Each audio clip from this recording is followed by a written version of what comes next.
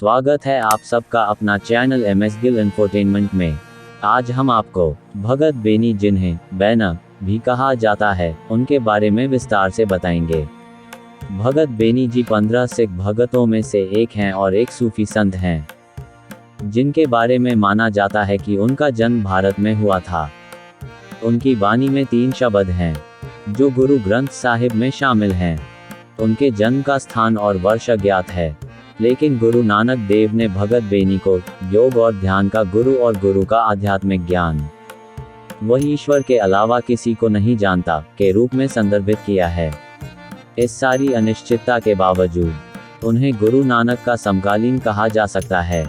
ऐसा लगता है कि बेनी दुनिया के इस हिस्से में संभवतः उत्तरी भारत में 15वीं शताब्दी के मध्य से 16वीं शताब्दी के मध्य के बीच रहते थे।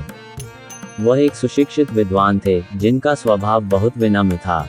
उनकी वाणी से यह स्पष्ट है कि वह सच्चे गुरु की सेवा के लिए हमेशा तैयार रहते थे, जिससे उन्हें पवित्र ग्रंथ में वर्णित तरीके से वास्तविक आराम मिलता था। प्रिय, आपके अलावा मेरा कोई और नहीं है। मैं किसी और चीज से प्रेम नहीं करता। आपकी कृपा में ही मेरा आनंद है। भगत बेनी हिंदू अनुष्ठानों और हठ योग की तपस्या की कठोर निंदा करते हैं, ताकि आम आदमी सच्चे धर्म के वास्तविक उद्देश्य को जान सके, यानी सच्चे भगवान का स्मरण और दिव्य नाम की साधना। इस विषय पर उनके 3 भजन गुरु ग्रंथ साहिब में श्री राग रामकली और प्रभाती संगीत के तहत शामिल हैं।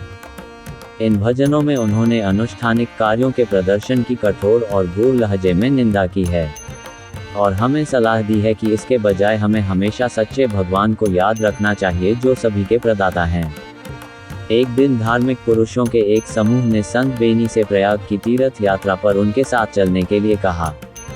उन्होंने उत्तर दिया, पवित्र स्थान प्रयाग या त्रिवेणी, जहाँ 3 नदियाँ यमुना, गंगा और सरस्वती मिलती हैं, हमारे भीतर है।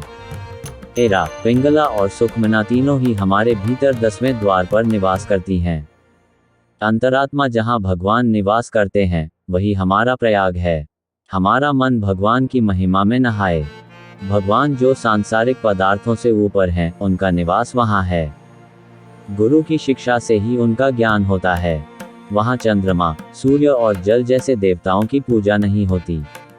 तो अमृत में स्नान करने से दिव्य ज्ञान प्राप्त होता है और कुविचार नष्ट होते हैं। परमात्मा के निवास में दिव्य अमृत रिश्ता है। जो इस रहस्य को जान लेता है, उसे भगवान का साक्षात्कार हो जाता है। मेरे गुरु द्वारा दिए गए ज्ञान ने मेरे दुष्ट स्वभाव को नष्ट कर दिया है। मैं भगवान से उनके नाम के लिए प्रार्थना करता हूँ। मुझे तीर्थों में स्नान करने की कोई आवश्यकता नहीं है। अपना कीमती समय निकालकर हमें सुनने के लिए सभी प्रिय मित्रों को धन्यवाद।